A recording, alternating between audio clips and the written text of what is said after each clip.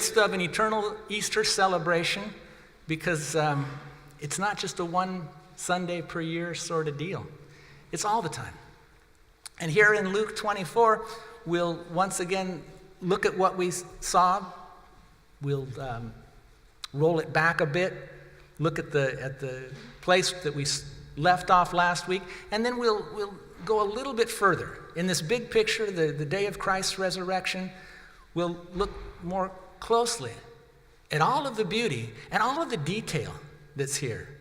And if it seems a little slow, like, wait a minute, I'm used to the Easter being a one-day deal, we go through the whole thing, there, that's done. I think you'll find, if you're listening, I know I'm finding as I'm studying, that there's always so much beauty, so much more detail if you slow down, if you take the time to look. You know, there was a time, I don't know how many years ago, a decade or so, where my wife and I were blessed to be able to be in London, and the place we were staying at was right across the street from the British Museum. And I love to study history, I love to see things, and I can connect with all this stuff. And the British Museum is like, that's it, that's the place. And because we were right across the street, whenever my wife would be blow drying her hair or getting dressed, you know, things that, I don't want to say she's slower than I am at that. I'll just say she looks a whole lot better when she comes out than I do. And so I would have maybe 20 minutes, 25 minutes. And it was so cool, I could run across the street, and because the museums are free there, I could run into the front door, and I could look at stuff, and look at my watch, and look at stuff, and look at stuff, and look at stuff, and I would do that almost every day. And sometimes in life, you gotta get it all. You gotta stuff in as much as you can, because it's the only shot you got. I just run in there and go, Rosetta Stone, check, saw it, the Parthenon marbles, there, saw it. All these things that really, if I'd had the time, and I hope that I will have the time someday, you just stand in front of it, and you look at it, and you think about it, and you observe it. And here, as we're studying through the Bible, how much more we need, and how more blessed we'll be to just do what we're doing, take the time, look at it. Here's where we left off. Let's look again here in chapter 24, verse 1. It says, on the first day of the week at early dawn, they came to the tomb bringing the spices which they had prepared. And they found the stone rolled away from the tomb. But when they entered, they did not find the body of the Lord Jesus. And it happened while these women were perplexed about this, behold, two men suddenly stood near them in dazzling apparel. And as the women were terrified, they bowed their faces to the ground. And the men said to them, why do you seek the living one among the dead? He's not here, he's risen. Remember how he spoke to you while he was still in Galilee, saying that the Son of Man must be delivered into the hands of sinful men and be crucified, and the third day rise again?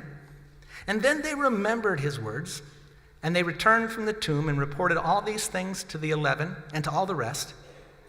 And now they were Mary Magdalene and Joanna and Mary the mother of James, also these other women who were with them, and they were telling these things to the apostles, but these words appeared to them as nonsense, and they would not believe them. So that's as much as we looked at last week. And as I said, whereas Matthew begins his gospel with the wise men, Luke ends his gospel with these wise women. And here they are, really the picture of those women whose lamps are full. They're the wise women. They're the ones whose lamps are full and ready, filled with the oil, filled with the Spirit, filled with love. That's what got them up so early. They didn't even believe that Jesus was risen. They had forgotten all about that. Love doesn't worry about what I'm going to get out of it. Love is give. Even if he's dead, I want to do something more. And so love brought them there early. Love filled up their lamps, and love made them ready. And love always will. And they were the first ones to the feast. That's the way it is. Love gets you ready for the feast. God's prepared a feast for all, and all are invited. But love is the way that you stay ready, the way you get ready, the way you find yourself at the table, maybe ahead of others, and it's not like, because there's plenty for everybody. But wouldn't you like to join the feast today? If heaven's real, why wait? To experience, to feast, to know the joys of heaven right now? That's what love will do for you. And so these wise women, they received, they rejoiced, they ran back to the apostles, to all these other guys that were hand-chosen by Jesus. And yet when Jesus, or when they told these things to them, it says that these apostles considered it all just nonsense. And they refused. They would not believe. And so here these women got it first, not because they were the brighter, but because they burned the brighter in love. And because of that love, they got the message first. And when they tried to pass on that message, they found you can't always pass the flame on. In fact, sometimes people just want to throw a wet blanket right over your flame. You came with excitement, and they say, nonsense, you're nuts. But you just can't let people put out the light of love or joy or gladness within you. You must not let people do that. They shouldn't have that power over you. These wise women came with this joyous message, and the other guys didn't get it. And why didn't they get it? Who knows? They were slow. Sometimes we're slow to the feast. Sometimes we're slow to receive good news. We talked about it a little last week, and it might have been that because they were women coming with this message, it might have been their own prejudice. We're the guys, we're the apostles, these are the women, It may have been their prejudice. It wouldn't be surprising. In the culture of that day, in those times, a woman couldn't even give testimony in court because legally they were considered as just not worthy to give witness, to give testimony. So, they're only part of their own society if these apostles would just say, no, it's just the women saying that. But, prejudice may hurt. If someone holds prejudice against you, it may give you pain, but it never hurts more than it does for the one who is prejudiced, the one who is biased. That's the one who suffers the most. And so these guys, wasn't what Jesus chose, but they had to wait a little bit longer for the feast, wait a little bit longer to rejoice in what these women were rejoicing in. May have been their prejudice. It may have been their protectiveness. I wouldn't blame them. Sometimes you hope so much. You're so excited, and you get so let down. You get so disappointed. You just say, hey, I'm never hoping again. I'm not investing in love, not that deep, not that much again. And so maybe prejudice, maybe protectiveness that, hey, don't give me that good news message again. I'm just trying to deal with the fact that he's dead. But for whatever reason, these guys were slow of heart to believe. Don't hold it against them, because we all are that way at times. We all can be that way. If you quit judging people, you can actually learn something that will help you to realize, that's just human nature. So these women, they got it, they brought it, the guys didn't want it. Okay, but it's not forever, it's just for now.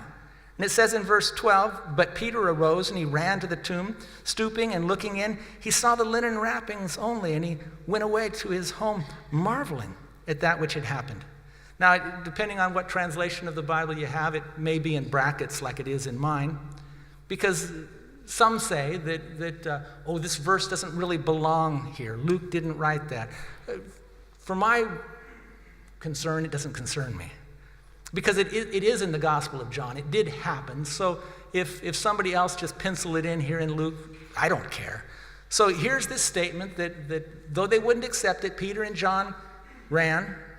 Luke leaves out John. But they came, they saw an empty tomb. They marveled, but they didn't have hope. They still weren't seated at the table. But that happens. And then this story, I'm sure most all of you know it. It's here in the Gospel of Luke only, and I'm going to read the whole picture, and then we'll come back and just look at a little bit. But here's what happens next. It says, behold, two of them were going that very day to a village called Emmaus. This was a place about 7 miles away from Jerusalem. And as these two were talking with each other about all these things that had taken place, it came about that while they were conversing and discussing, Jesus himself approached, and he began traveling with them. But their eyes were prevented from recognizing him. And he said to them, what are these words that you're exchanging with one another as you're walking along? And they stood still looking sad. And one of them, named Cleopas, answered and said to him, are you the only one visiting Jerusalem, unaware of the things that have happened here in these days? And he said, what things? They said to him, the things about Jesus the Nazarene, who was a prophet, mighty in deed and word in the sight of God and in the sight of all the people. And how the chief priests and our religious rulers, they delivered him up to the sentence of death and crucified him. But we were hoping that it was he who was going to redeem Israel. Indeed, besides all this, it's the third day since these things happened. And some women among us amazed us when they were at the tomb early this morning, and they didn't find his body. And they came saying they had also seen a vision of angels who said that he was alive. And some of those who were with us went to the tomb. They found it just exactly as the women also had said, but him they didn't see. And then he said to them, "Oh, foolish people, slow of heart to believe in all that the prophets have spoken. Wasn't it necessary for the Messiah to suffer these things and to enter into his glory?" And then beginning with Moses and with all the prophets, he explained to them the things concerning himself in all the scriptures. And they approached the village where they were going, and he acted as though he would go farther. And they urged him, saying, "Stay with us, for it's getting toward evening, and the day is now nearly over." And he went in to stay with them. And it came about when he'd reclined at the table with them, he took the bread and blessed it, and breaking it, he began giving it to them. And their eyes were opened, and they recognized him, and then he vanished from their sight. And they said to one another, "Weren't our hearts burning within us while he was speaking to us on the road, while he was explaining the scriptures to us?" And then they arose that very hour, they returned to Jerusalem, and they found gathered together the 11 and those who were with them. And they were saying, "The Lord has really risen. He's appeared to Simon." And they began to relate their experiences along the road and how he was recognized by them in the breaking of the bread. And so that's as far as we'll read right now. But I hope you saw that's huge. Big picture. A lot of details. Couldn't possibly have the time in a 30, 40-minute message to look at all of those details. It's a priceless picture, better than anything in the Louvre or the British Museum, anywhere else. So it may take us a few Sundays.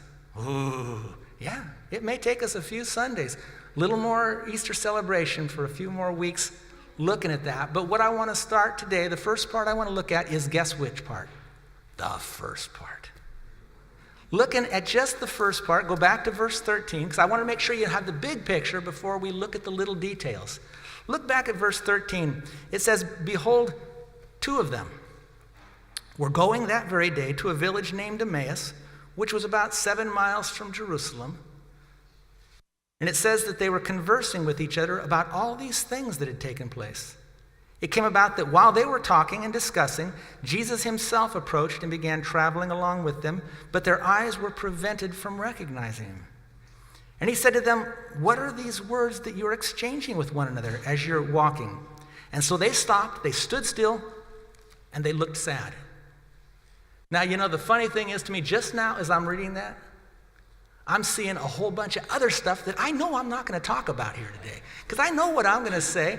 I know what I have time for, and I always tend to go over time. But there's even more. So we're going to overlap, probably, even on this first section.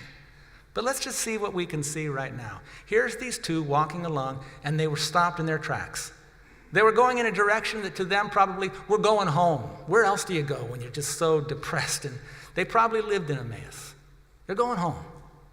Now, Jerusalem, because it's set in the hills, every place you go when you leave Jerusalem, it's downhill. You're going somewhere downhill. And though I believe this literally happened, I believe like so much in life, it's also a parable.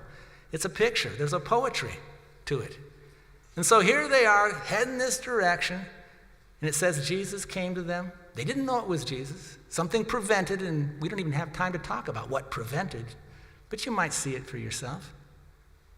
They didn't see that it was Jesus. But when he talked to them, they were stopped in their tracks. They didn't take a step further. And it says that they stood there looking sad. And then with the rest of the story, as you've seen, Jesus began to bring out their sorrow. Not because he wanted to make them sad. They were already sad. But like pulling the infection from a wound, I want to draw it out. I want to pull it out. I want to get it into the light and let you see it, what it is that you're suffering about. So he stops them, he questions them, and it's important to see that he did all of this and they didn't have a clue it was Jesus. He was just a person who would take the time to walk with them. They didn't know as yet that he was more than just one more person talking about what everybody's talking about. This guy really wants to help them. And he does help them, though they don't know what he's doing. And everything he does, notice in the bigger picture, how subtle it is. Sometimes we think, in these ideas that when you get the truth, it's so apparent that who could miss it? The fact is, if you don't have the heart to see it, you can miss it all the time. There are wonders and marvels and beautiful things all around us. And in the last day, Jesus talks about people saying, when did we see you? When did we not see you? And the fact is that in the least of people, the least of things, there are marvels. There are wonderful things going on. So here's Jesus with them, and he's helping them in very subtle, very slow, not, I am Jesus, listen to me, obey me, and then you'll be blessed. He's just coming up very simply, very subtly, and he's preparing their hearts to hear something. Because you know what? If your heart isn't ready to hear something, you ain't going to hear it. Guaranteed, told you. You will not. If your heart's not ready, you're not ready. That's why Jesus so often said, let him who has ears to hear, let him hear. An invitation. Are you ready yet? Are you ready to receive it? He knocks.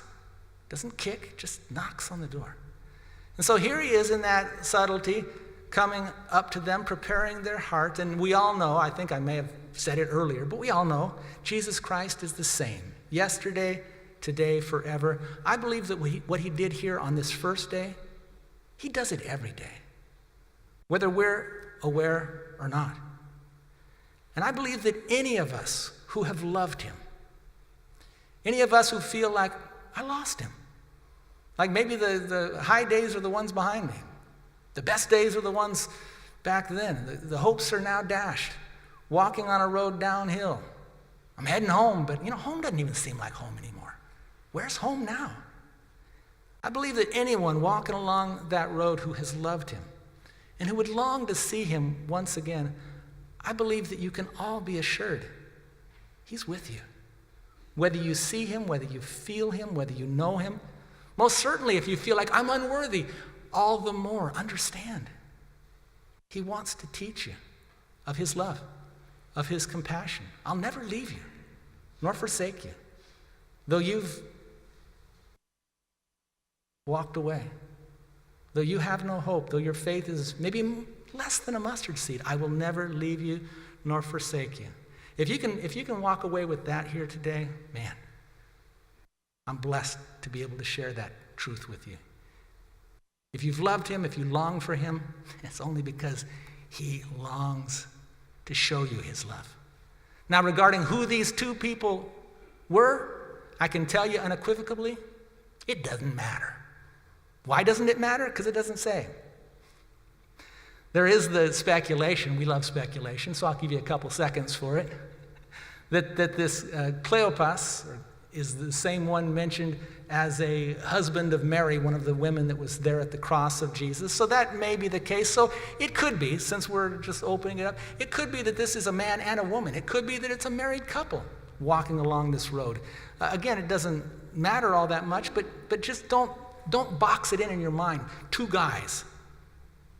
Could have been a man and a woman, could have been a married couple. They're married, but they're not happy. Why aren't they happy? Not because they're fighting and they don't agree. They're not happy because they've lost sight of their Savior. And they're talking in agreement, but they're walking away, and they're walking in sorrow all the way back.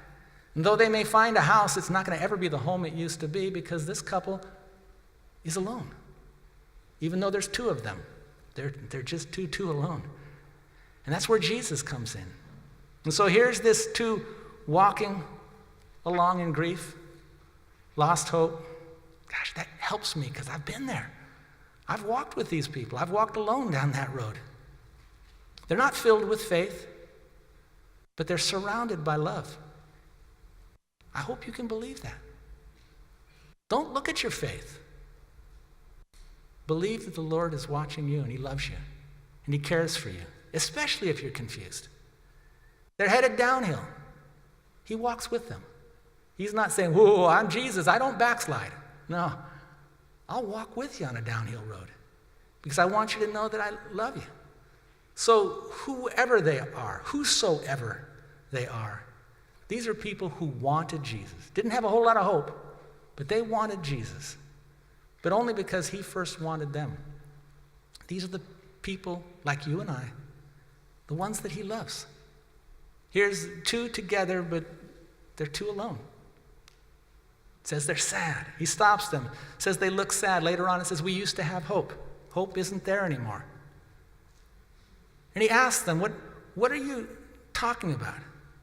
Two of them walking along, having a conversation, but it wasn't a good conversation. It certainly wasn't helping them. The things they were talking about was actually making it worse. They're focusing on all the things that were going on, all the political intrigues, all of the pushing and shoving and who's to blame and all the things that happened, and all of their talking wasn't helping. And so Jesus asked them a question. He says there in verse 17, what are these words that you're exchanging with one another as you're walking? Here they are going down the road, exchanging words. No one's talking over each other. This might be considered a good conversation. We're exchanging words. Excuse me. Thank you. Ever notice when someone who's in back of a microphone starts to do that? Kind people in the congregation, they do it too, because that's how we love one another. They're exchanging words. Jesus says, what are the words you're exchanging? You know, there are some gift exchanges, might be a good intention. Maybe the boss says, let's do a gift exchange this year. And you walk away with, wow, that was just not good. You know, we exchange things, but actually we may even have insulted somebody by the way that we did that. And not all gift exchanges are good things. And in the same way, not all word exchanges are the same. Not necessarily good. All fellowship. We're in agreement. We're in fellowship. All fellowship is not good fellowship. Even if you're agreed together, 2, 3, 4 million, even if you're agreed, you might be wrong. That's just the way it is.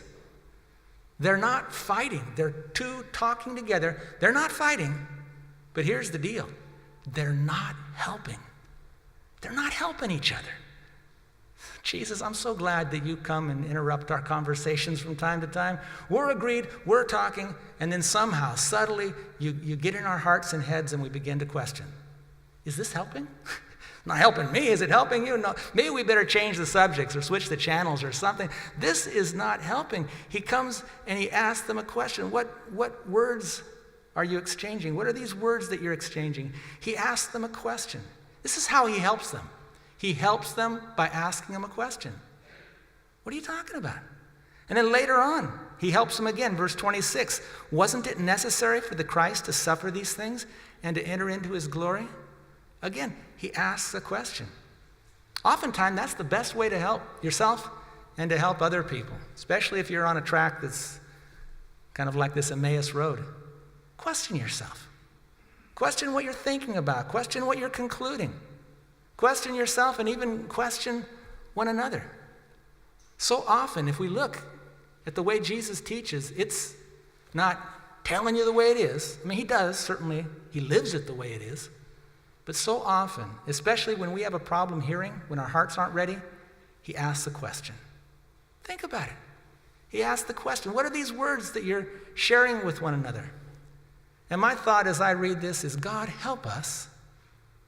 Help us to learn to help one another, not by just agreeing with each other all the time, but God, help us to help one another by questioning each other and questioning ourselves and wondering, is there maybe another way of looking at this?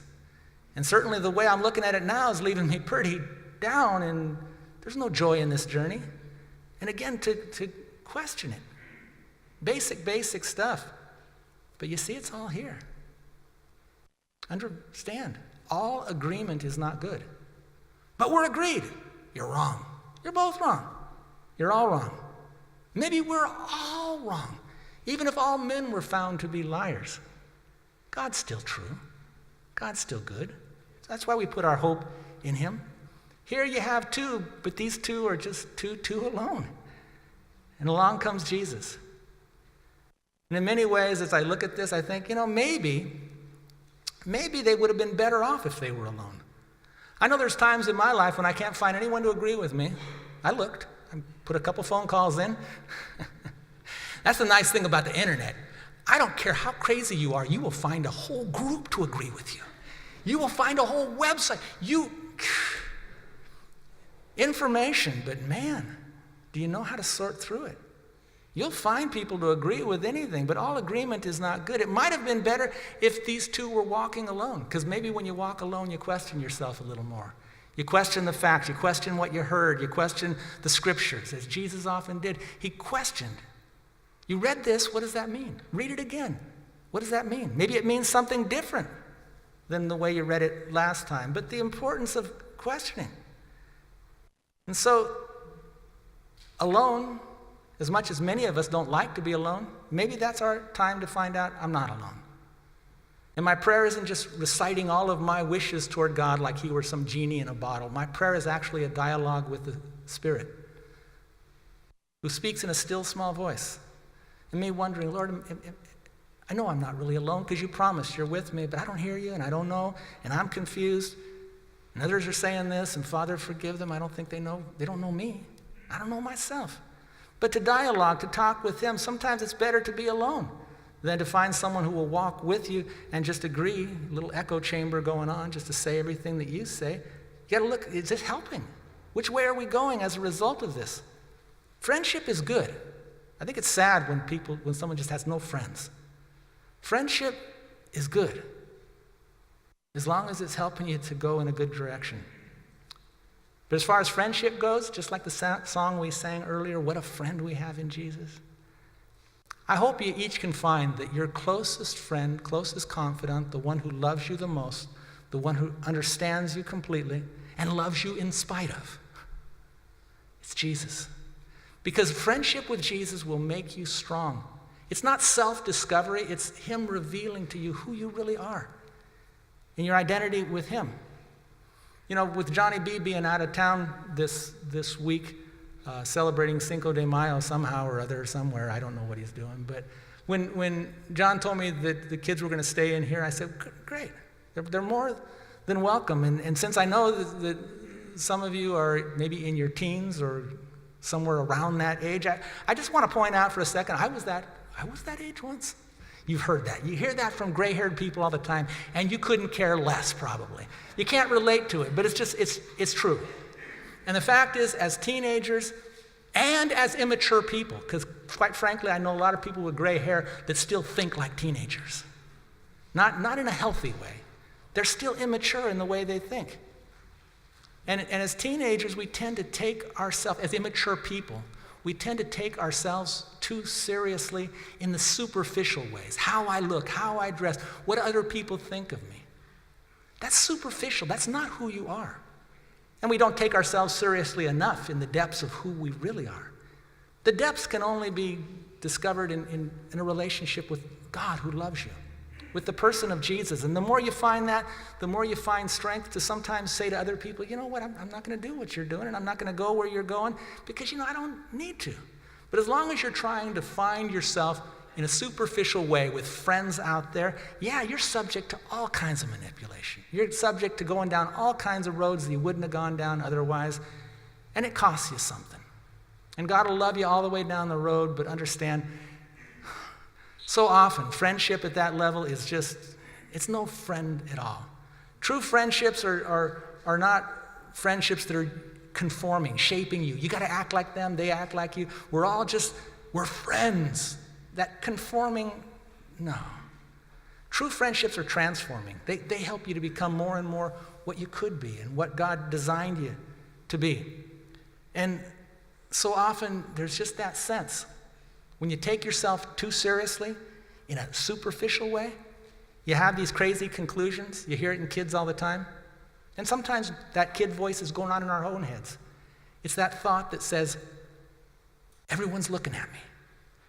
Everyone's watching me. Everyone wants to know where I'm on vacation. Everyone's watching to see what's happening. The world is watching, well, let me tell you, the world doesn't care. Because they're all wrapped up in their own little things.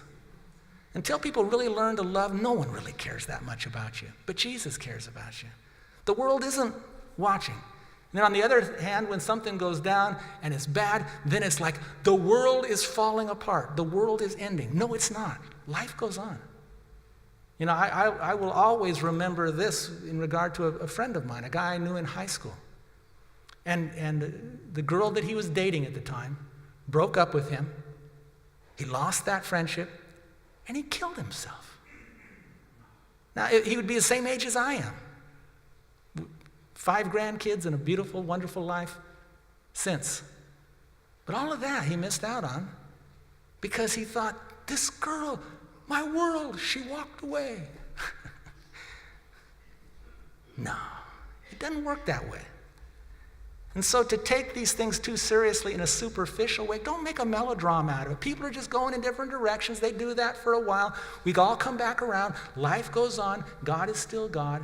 Don't make a soap opera out of it. I've often found Christians who will never ever watch a soap opera. They live one. They create one. They get all worked up about all this stuff. It's not that big a deal. Quit making a big deal about it. And better to be alone with Jesus. If you have to be alone once in a while, better to be alone and just learn who you are, that you're loved. Learn who you are in terms of confessing your faults and knowing he forgives you. Learn who you are and be strong. Better to have that than to build up a whole network of all of these superficial friends just to find that that network is like a spider's web. It's something you're stuck in and it doesn't really help you in the end. So here's these two agreed walking in the wrong direction, but that's the beautiful picture, Jesus, the beautiful one, Jesus.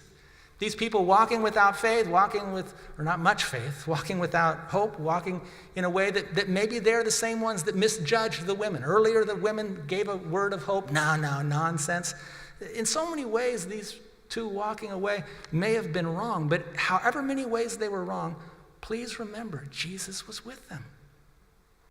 And the only way you ever find out you're wrong is to realize that, wherever I went, whichever road I took, even if it was the wrong road, he's with me.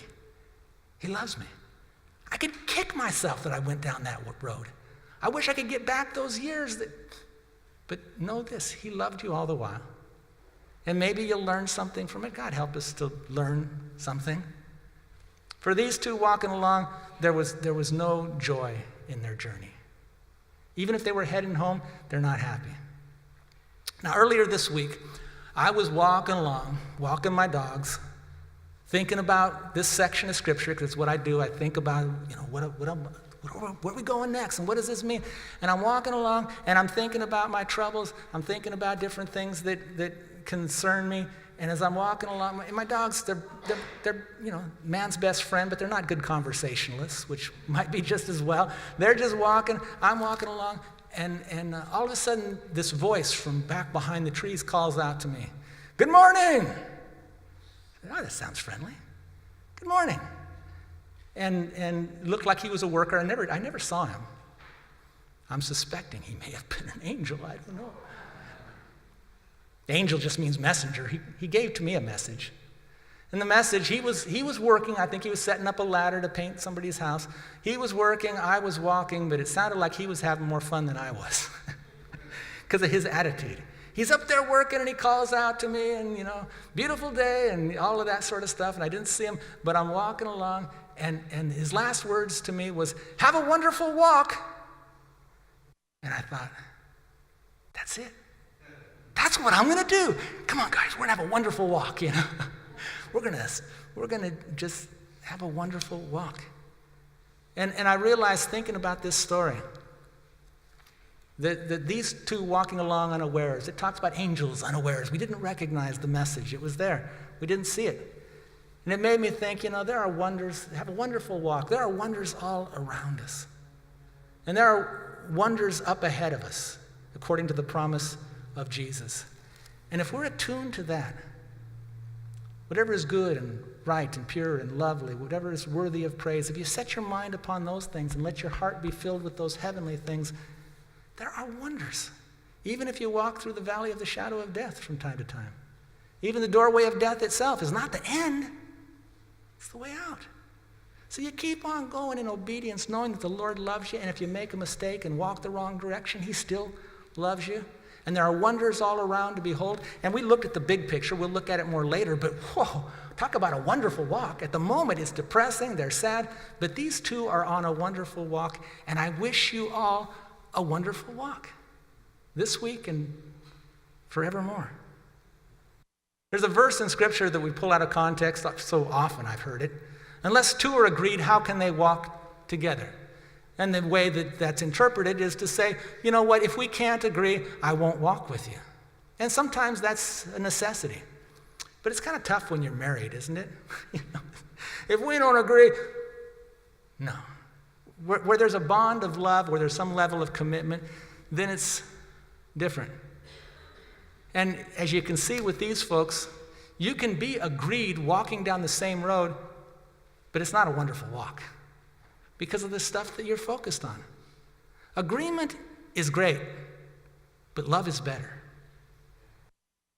It's wonderful when we can agree on this, that, and the other thing. We may be all wrong, but we all agree. Love is more wonderful still. And there are times in life you come to a fork in the road and people you love, one says, I need to go this way. The other says, I need to go that way. I have a conviction about it. I believe that God's calling me. When things like that happen, that's where good goodbyes come in. You say, you know what? We can't both, and we each have a conviction and we need to go ahead and it's good to have that good goodbye. And I think good goodbyes also means good humor and good spirit. To be able to even laugh and joke and say, if you find out 5 weeks from now you're all wrong, you're welcome to come back. And to even be able to joke about it. But the fact is that we're just taking different courses. But if there is a personal commitment, like in marriage, and there's not a whole lot of these in life, but if there's something where there's this personal bond, then that takes precedence, even over personal preference, even over personal passions. That's why in marriage, not good goodbyes, but something like compromise comes in. You know what? One thing, we're not going to split up, so we're just going to have to figure out a way that we can lovingly disagree. We disagree, we're just going to walk in love, even if we can't walk in agreement. That's why I think marriage is such a wonderful thing. It's terrible. It's hard. Listen up here, Roger. You're thinking about doing it, so listen up to this part really good. Marriage is tough, especially if you're a dove. I'm not kidding you. There are some doves at our house who are desperately in love, trying to build a house for each other, and it's worse than Romeo and Juliet. It's pathetic. Love will lead you into some tough places, but love will get you through. And this is this month, 41 years of a wonderful walk with my wife. And you know what? Talk about disagreement. Yay!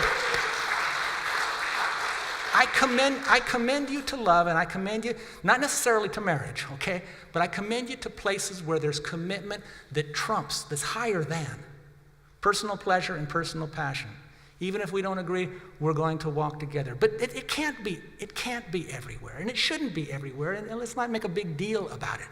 I laid out this 4-year plan. It's there on the back. It's pretty clear. I pointed out to you a few weeks ago that my dear friends, the Fletchers, felt that's just not the course for us, and so they're still here helping, love them dearly. All the goodbyes are good goodbyes, and that's the way it's supposed to be. And this last week, Steve, who's been our assistant pastor, he gave to me his resignation as our assistant pastor. It's not what I wanted. It's not something I asked him to do. But I accept it because he knows what's best for him. And you come to a place where you go, no, your 4-year plan, it ain't my plan. I don't think it's a good plan. I don't think it's God's plan, but that's your plan. And so I'm going to have to plan to go in a different way. And just to let you know that, but also in this context, these are wonderful people. Whichever road they walk on, whether I'm right, they're right, or maybe we're all wrong. These are wonderful people, and I wish them a wonderful walk. And that's the way good goodbyes should always work. Life is filled with goodbyes. I hope they're all good in your life. Don't save the eulogies till after someone's dead. Tell them while they live the good things, the good words. Life is filled with goodbyes. I hope they're all good. But you know what? Population isn't going down anytime soon. There are always many more happy hellos. And I commend you to life. No matter how much you've been hurt by the road you've gone down, I commend you to life and to other people, and to trust Jesus for a lot more surprises and happy hellos and getting together. And that's the focus for my 4-year plan. That's where I believe that we should be headed. That's the future as far as I'm concerned. That's my hope. And it's all because of Jesus. We may not see the same things, but we're loved by the same Savior. And if we can't see eye to eye today, we will. We will. We will. So a couple of songs.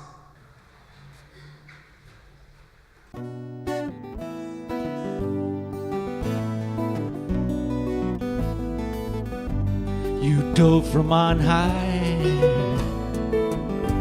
into deep waves of grief, pulled me out of the waters and back to my feet on the high shore of hope. In a broad place I walk, while the waves crash beneath me, I stand on the rock. I love you, Lord. You light my lamp. You drive out my darkness. With you I'll run right through the midst of my fears. I love you, Lord. Nothing can block your highway before me. With you I'll leap over the wall, over them all.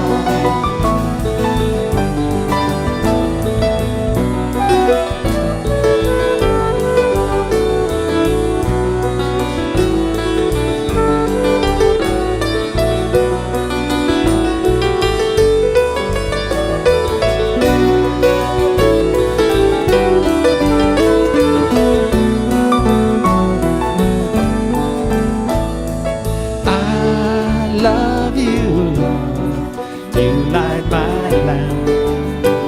You drive out my darkness. With you I'll run right through the midst of my fears. I love you, Lord.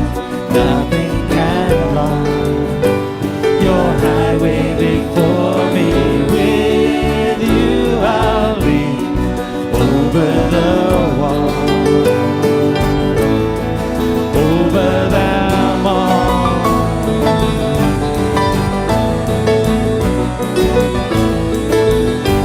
You go from on high in the deep waves of grief,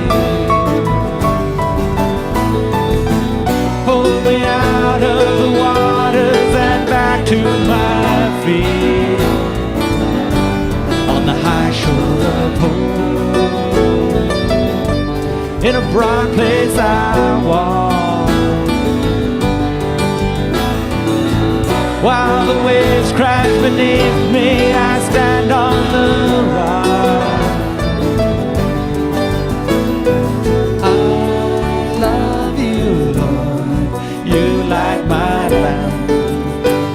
You drive out my darkness. With you I'll run right through the midst of my fears. I love you, Lord. Nothing can block your highway before me.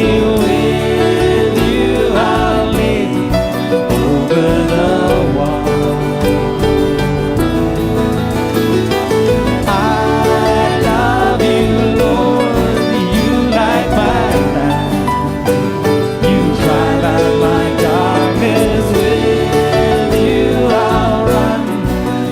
Through the midst of my fears.